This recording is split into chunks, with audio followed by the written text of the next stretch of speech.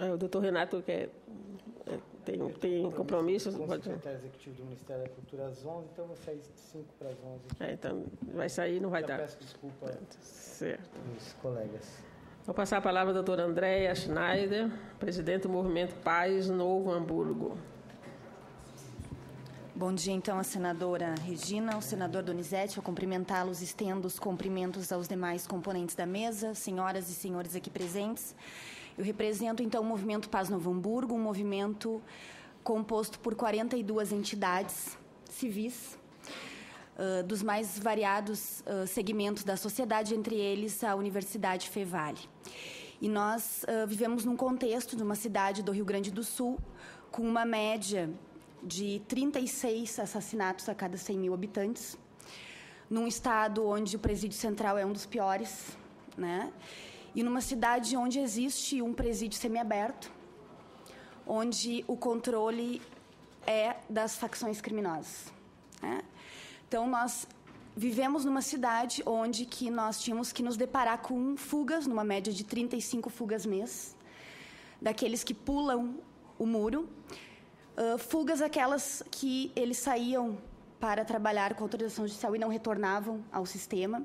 A média do Rio Grande do Sul é de 60% de fuga do sistema penitenciário no sistema semiaberto.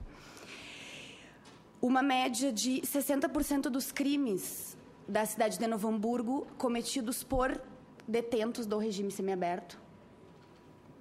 Então, a cidade se preocupou e verificou a total falência do sistema na nossa região e a ausência do Estado para buscar o enfrentamento dessa realidade, não no que tange apenas ao cumprimento da pena, mas à segurança pública, né? Então, hoje é importante que a gente possa vir aqui contribuir com uma visão da sociedade, né? E eu gostaria de trazer, num primeiro momento, justamente essa questão do sistema penitenciário, que muito hoje tem se vinculado ao sistema penitenciário, a incapacidade de atender às necessidades básicas do apenado e, quiçá, promover mudanças positivas na conduta dele para que ele saia de uma forma diferente de dentro do presídio.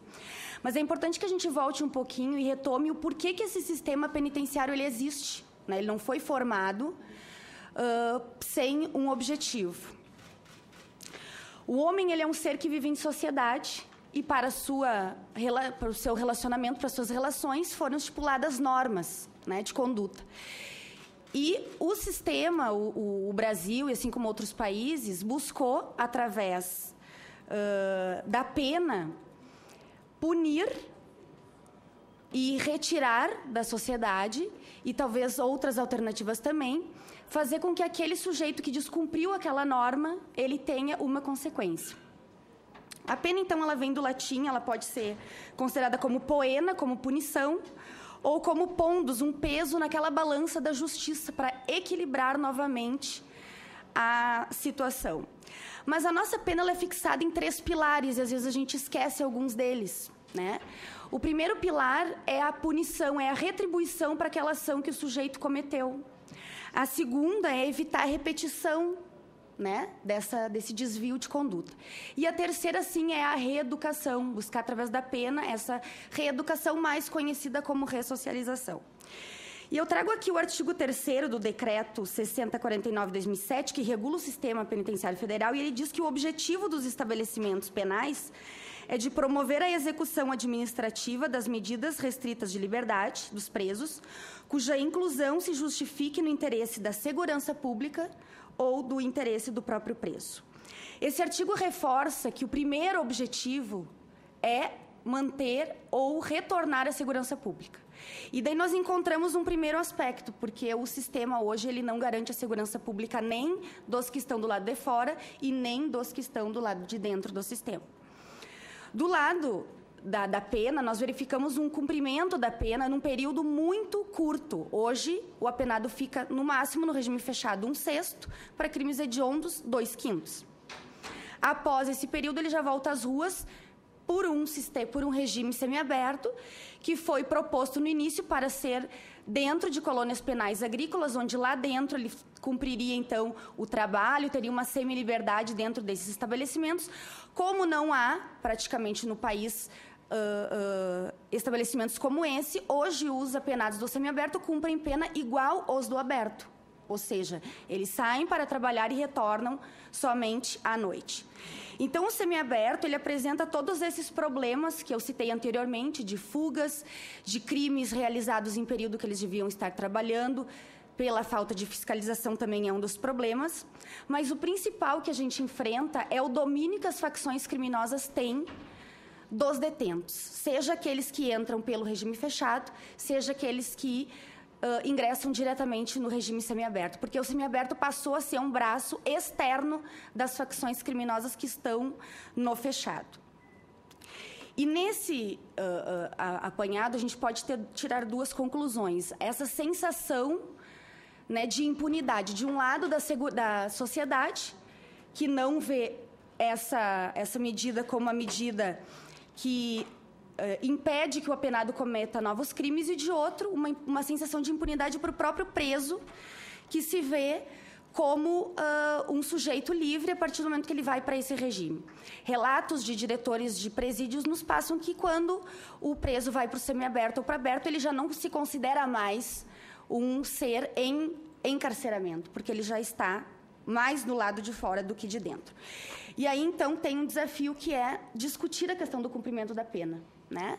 No Rio Grande do Sul, nós temos debatido muito, junto com o Tribunal de Justiça, com os deputados federais eleitos pelo Rio Grande do Sul, uma alternativa de extinguir o regime semiaberto e aberto, passando um período maior no regime fechado e direto depois para o livramento condicional. Bom, voltando à questão, então, do preso, né? Falamos um pouquinho da visão da sociedade do lado de fora e também se fala dessa questão do preso do lado de dentro.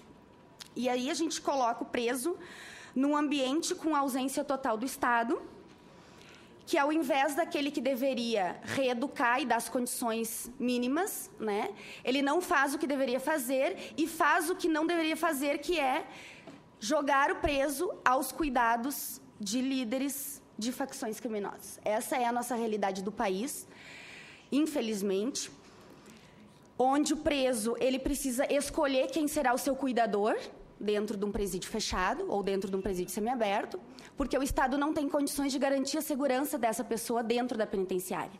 A partir deste momento, ele passa a integrar alguma facção criminosa, porque ele precisa de segurança dentro do presídio. E quando ele sai do presídio, ele precisa pagar essa conta para essa facção criminosa. Então, o Estado não está apenas separando essa pessoa da sociedade, mas jogando esse penado no colo dessas facções, que acaba se criando um ciclo da criminalidade, onde essas pessoas, nem que queiram, elas conseguem se reeducar, se ressocializar, porque não tem essa condição por esse empoderamento. O Estado não está presente para ditar normas, quem dita as normas são as facções criminosas. O Estado não consegue atender às condições assistenciais, quem faz isso são as facções criminosas. Hoje as facções têm cantinas, elas produzem uma série de serviços que o Estado não consegue atender, então esse apenado ele fica à mercê dessas condições.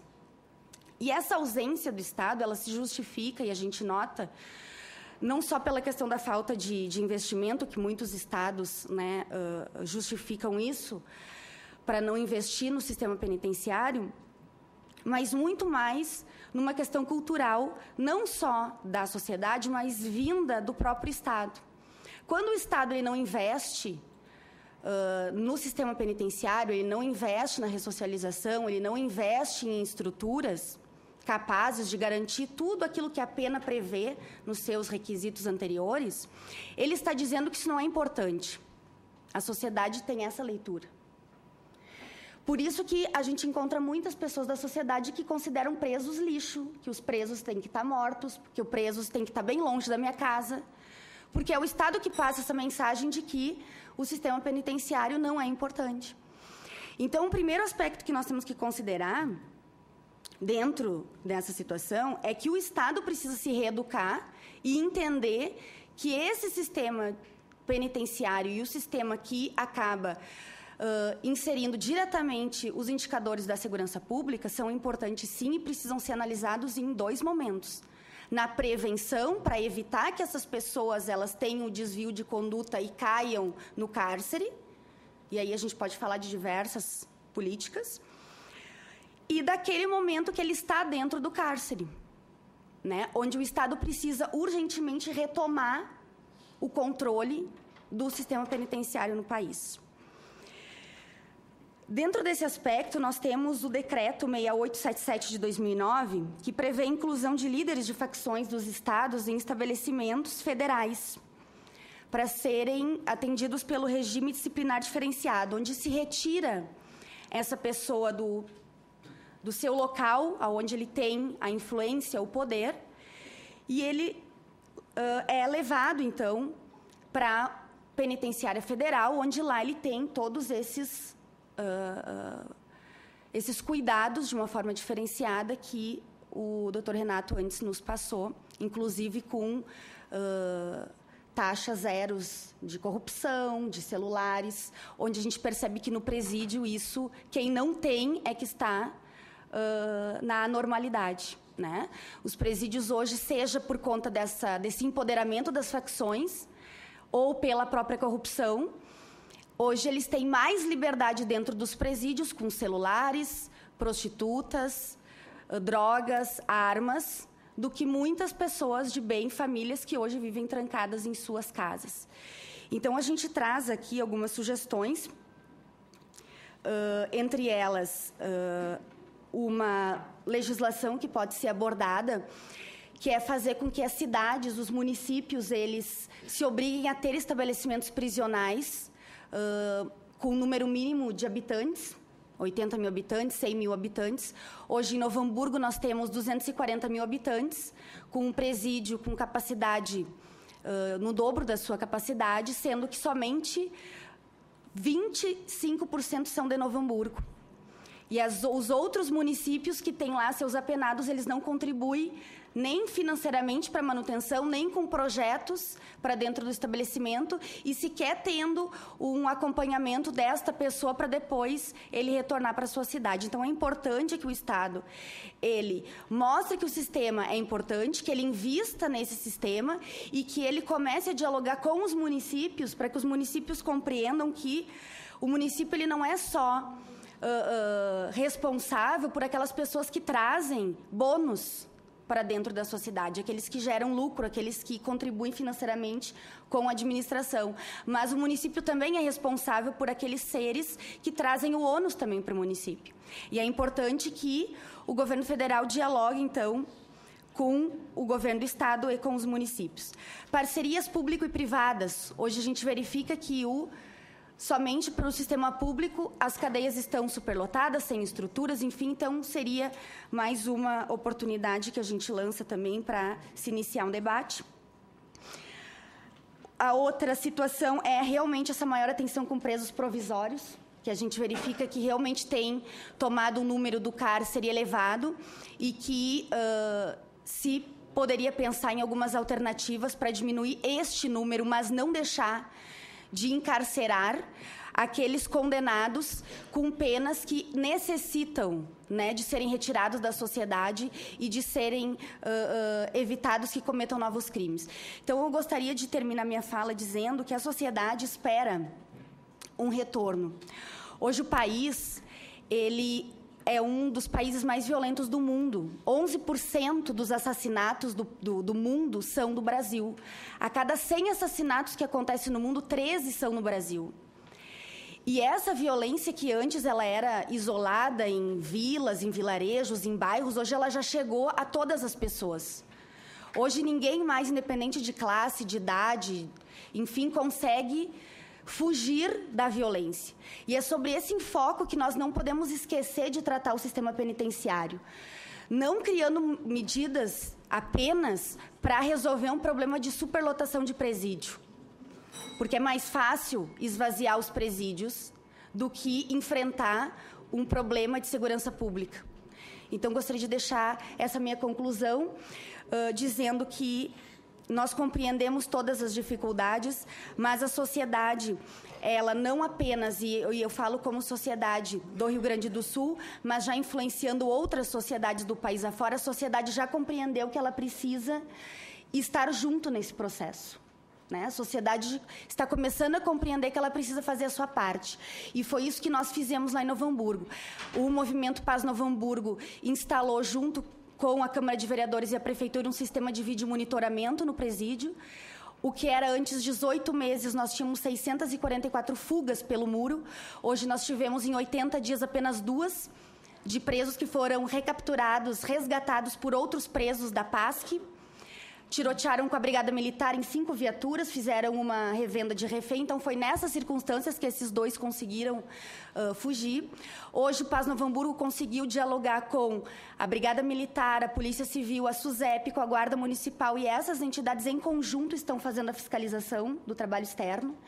Na primeira fiscalização, 7 detentos não foram encontrados no local de trabalho. Antes não acontecia nada. A partir dessa comissão, todos esses 7 regrediram de regime para o fechado, e os 7 empregadores que abonaram falsamente a presença destes detentos estão respondendo processo criminal, porque isso é mais um problema do nosso sistema. Muitas facções criminosas montando empresas para dar cartas de emprego a seus parceiros, nessa expectativa utópica de que eles estão trabalhando, quando eles estão vinculados às facções criminosas. E também conseguimos trazer uma estrutura melhor para os agentes penitenciários.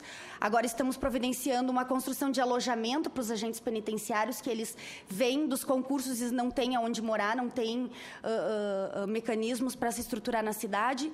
Então, atividades como essa e tantas outras, como colocar estagiários em delegacias de polícia, porque os policiais, eles estão hoje colocando capas em inquéritos, eles não podem mais utilizar do seu tempo para fazer aquilo que realmente eles foram preparados, que é fazer as investigações, as prisões, porque em todos os locais tem falta de efetivo. Então, nós providenciamos isso também, junto em parceria com a universidade, estamos fazendo um convênio para levar esses estagiários universitários para dentro das delegacias para contribuir. Fizemos uma campanha do Disque Denúncia com telefones da Brigada Militar e da Polícia Civil para que a comunidade participe com informações. A matéria-prima da polícia é a informação. Então, a comunidade precisa entender que ela tem a informação e ela precisa compartilhar, sem o medo de ser, né, atingida de alguma maneira. Então, o Paz Novo Hamburgo, ele é isso. Ele tem procurado unificar, tem procurado aproximar a comunidade de todos esses setores da segurança pública, mas realmente a mudança efetiva e não só o apagar do fogo, ele se dá com políticas públicas, né, que interligam entre vários setores e também com uma vontade política de fato enfrentar essa questão da violência. Muito obrigada.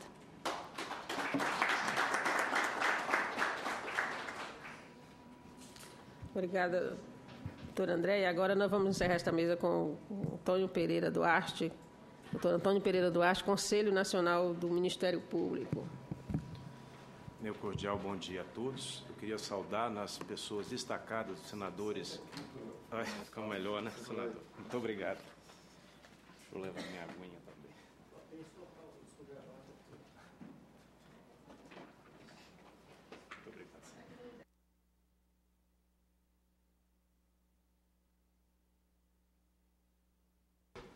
Poder ocupar. Vossa Excelência, senador Donizete Nogueira e a senadora Regina Souza, 2 destacados quadros dessa Câmara Alta da República. Eu queria também apresentar os cumprimentos a todos os colegas que compõem a mesa, cumprimentando-os sobretudo pelas explanações objetivas, claras, precisas, lançando luzes muito preciosas sobre esse tema sensível que certamente incomoda a todos nós, que temos a preocupação com o bem-estar da coletividade brasileira. Quero registrar aos eminentes senadores Donizete e senadora Regina Souza que, na impossibilidade do presidente do Conselho Nacional do Ministério Público, Procurador-Geral da República, Rodrigo Janot Monteiro de Barros, se fazer presente nesta importante reunião pública, ele designou a mim, conselheiro nacional, representante do Ministério Público Militar naquela instituição, para que aqui pudesse, primeiramente, saudar e elogiar a iniciativa desta audiência pública, que conclama a todos nós a fazer as melhores reflexões em torno do problema do sistema prisional. Gostaria de cumprimentar todos os presentes e, especialmente, ao colega Soel Arpini, membro auxiliar da instituição, colega Alexandre, representante da OAB, aqui também presente, e dizer que, desde que o presidente Rodrigo Janot assumiu o CNMP, ele se preocupou muito com a questão do sistema prisional. Tanto assim, é verdade que, como integrante da Comissão do Sistema Prisional, Segurança Pública e Controle Externo da Atividade Policial, ele designou aquela comissão para que pudesse desenvolver estudos voltados, sobretudo, para identificar os problemas. Identificados os problemas através de diversas e constantes visitas, especialmente às penitenciárias mais problemáticas, Pedrinhas, Porto Alegre, já referida aqui pelo senador Paulo Paim, Urso Branco, em Rondônia, Bangu, no Rio de Janeiro, e diversas outras. Identificados os problemas, houve uma preocupação do Conselho Nacional do Ministério Público, pela presidência e os demais conselheiros, de que o CNMP não podia só fazer parte do problema, tinha que buscar também a solução, porque muito fácil é apontar os problemas e eles já foram apontados há muito tempo. Há, de fato, profundas vulnerabilidades aqui, tão bem expressadas pelos colegas que me antecederam em suas abordagens. Há, de fato, situações que precisam ser melhoradas, corrigidas, e, neste sentido, percebendo o descrédito que hoje o nosso sistema penitenciário está, como se diz assim, demonstrado no cenário nacional, um descrédito que gera na sociedade uma desconfiança, uma insegurança, uma instabilidade, percebendo também que o modelo punitivo de apenas encarcerar, como já ressaltado, não resolve, mas, sobretudo, aumenta, incha o sistema e incrementa muito o problema. Houve, no âmbito do CNMP, a percepção clara de que era preciso haver uma coalização institucional. Era preciso que nós uníssemos forças com outras instâncias de controle, com outras entidades, com outras instituições, para que assim pudéssemos, irmanando esforços, buscar soluções. Sair apenas da discussão pura e simples para evidenciar os problemas, mas tentando alcançar soluções. E, nesse sentido, o CNMP teve esse protagonismo de chamar para dentro da instituição diversas importantes outras instituições, destacadamente o CNJ, o Conselho Nacional de Defensores Gerais, a OAB, o Ministério da Justiça e o Conselho Nacional de Secretários de Estado de Justiça, Cidadania, Direitos Humanos e Administração Penitenciária. E, a partir daí, se formou grupos de estudos, se realizou workshops no sentido de debater o problema e, sobretudo, procurar soluções.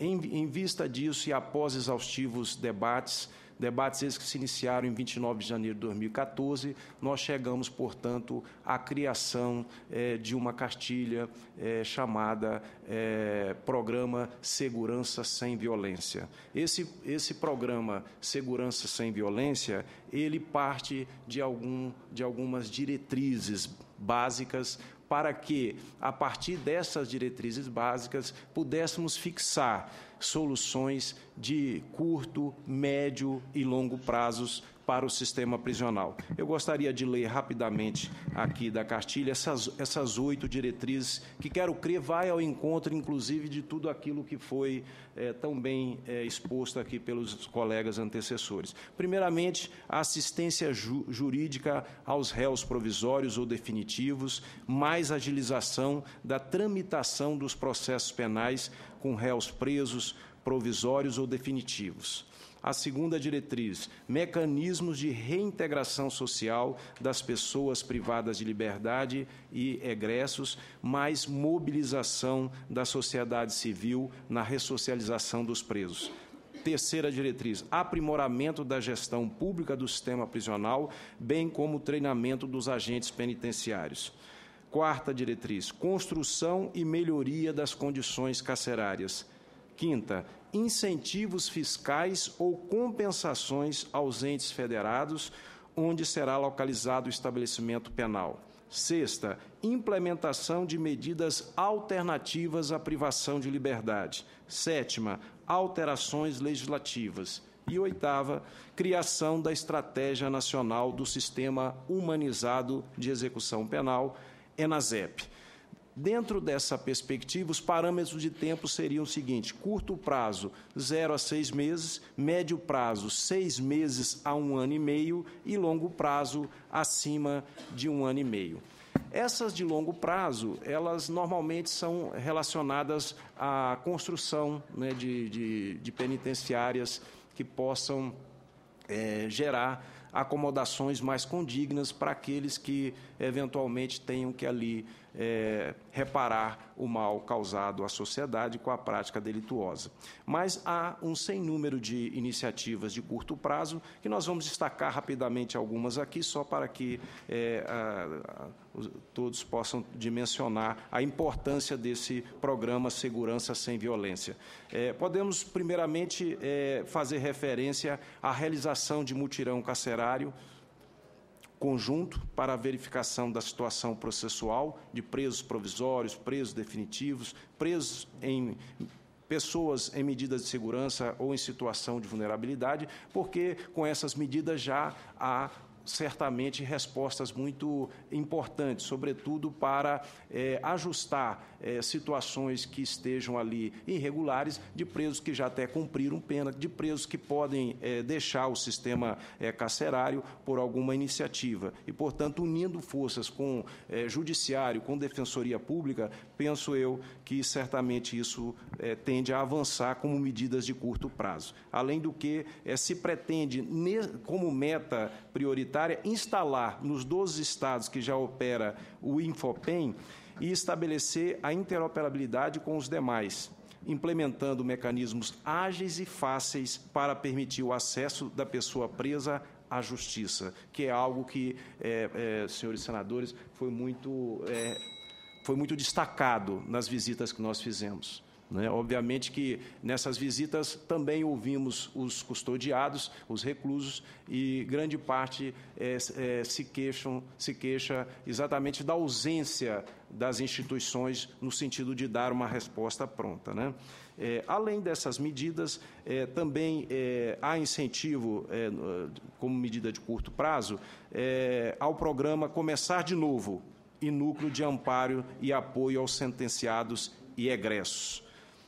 Também podemos destacar, como medidas de médio prazo, a implantação das cooperativas sociais de trabalho, a partir de modelo ainda a ser definido, o fortalecimento dos conselhos comunitários, dos conselhos penitenciários, dos patronatos, das ouvidorias e corregedorias, tudo no afã de dar voz àquele que, de certa forma, termina sendo esquecido no sistema, até porque, por ter incomodado a convivência social ordenada, termina havendo por parte da sociedade, esse é um sentimento que nós partilhamos com todos, uma certa despreocupação social em relação àquele indivíduo, imaginando que o Estado é que tem que se responsabilizar única e exclusivamente, não se preocupando com o retorno dele à convivência social. E é muito em função disso que nós precisamos, inclusive, melhorar a condição de ressocialização, de reinserção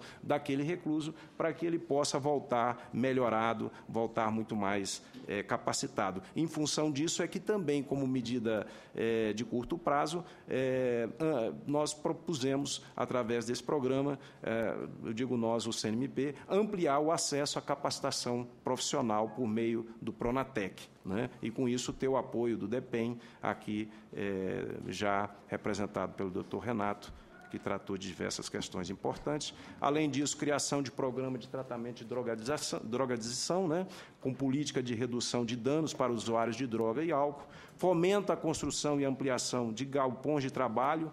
Eu estive, por exemplo, no Espírito Santo, fiquei muito feliz de ver a penitenciária feminina, onde ali há um trabalho sério, né, que eu acho que efetivo.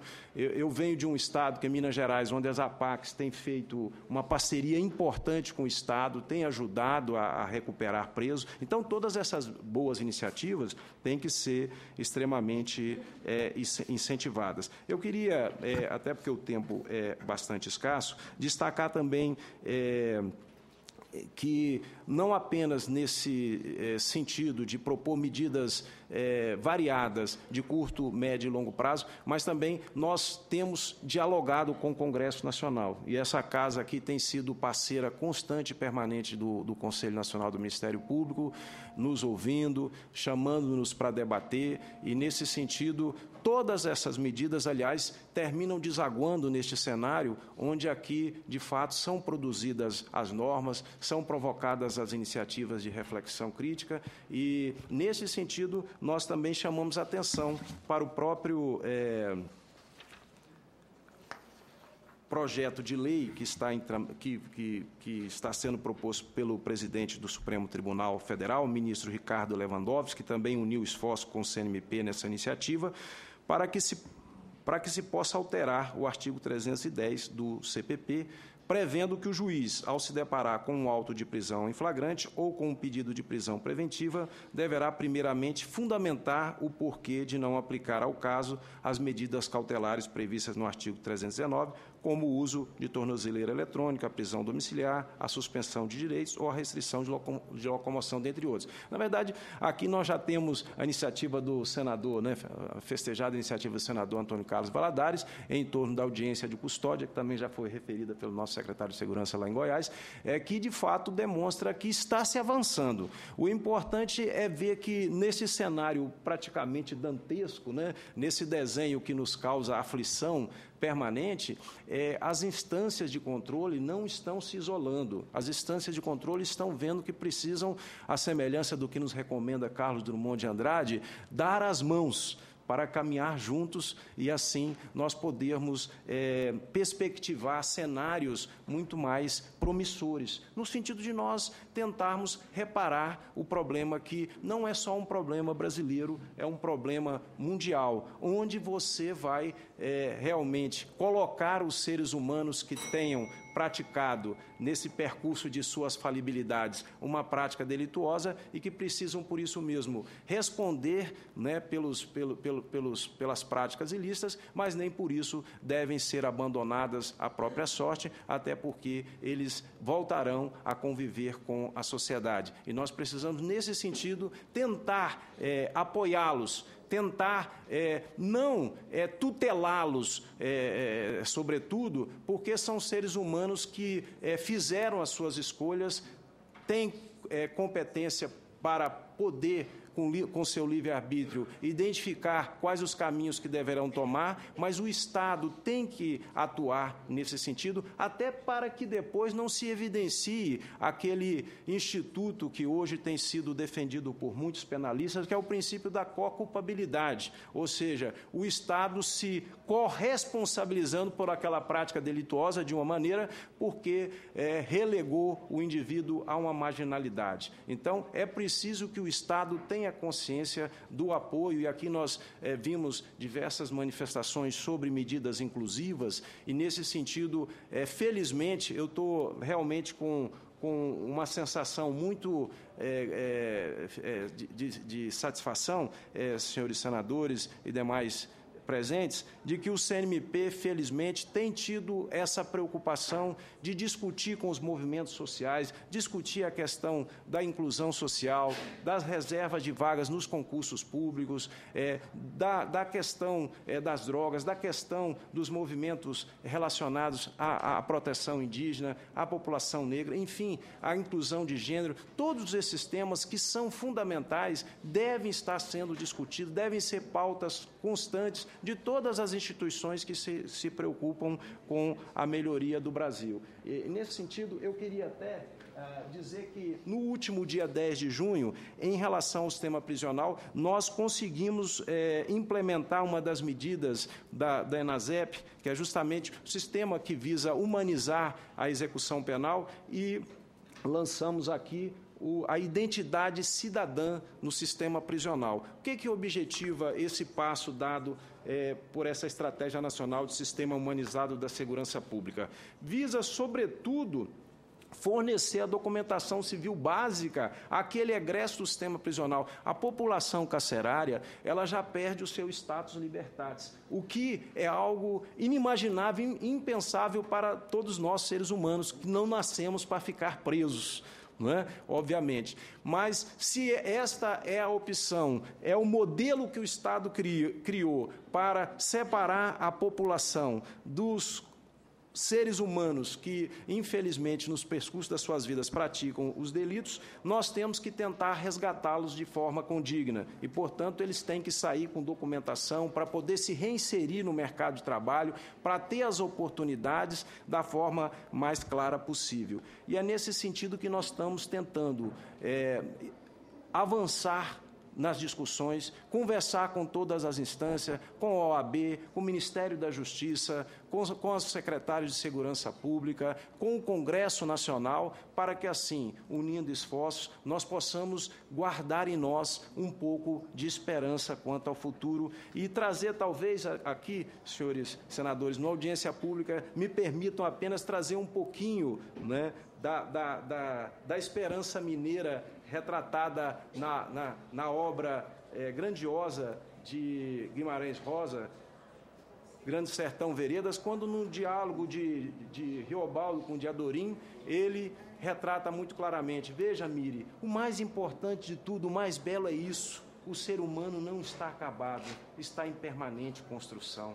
Então, que nós possamos, unindo esforços, e aqui posso trazer a palavra do presidente do CNMP, no sentido de que o CNMP estará sempre aberto a todas essas belíssimas iniciativas, pronta para o debate, para a discussão e para também recebê-los lá, né, como cidadãos brasileiros, para nós caminharmos juntos na construção desse grande país. Muito obrigado.